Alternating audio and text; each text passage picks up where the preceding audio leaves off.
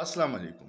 آپ کو یاد ہوگا سیالکوٹ سے عثمان ڈار عمران خان کا بڑا مخلص ساتھی تھا، وہ لاپتہ ہو گیا، اور پھر کامران شاہد کے پروگرام میں اس نے پروگرام میں آ کے بیان دیا کہ 9 مئی کا واقعہ اور یہ ساری چیزیں اور سیاست سے علیحدہ ہونے کا کہہ دیا، لیکن اس کی والدہ ڈٹ گئی تھی اور اس نے اعلان کیا تھا کہ عثمان ڈار جو بھی کہے میں خواجہ آصف کے خلاف الیکشن لڑوں گا۔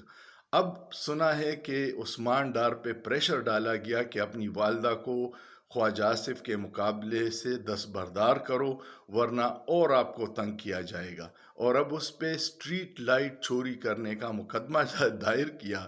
یہ اتنا مضحکہ خیز مقدمہ ہے کیونکہ عثمان ڈار کی جو فیکٹری ہے اس میں ہزاروں کارکن کام کرتے ہیں، اور وہ کروڑوں ڈالر کا سپورٹس کا سامان پوری دنیا کو ایکسپورٹ کرتا ہے نا؟ مزے کی بات! سوچئے، سوچنا جرم نہیں ہے۔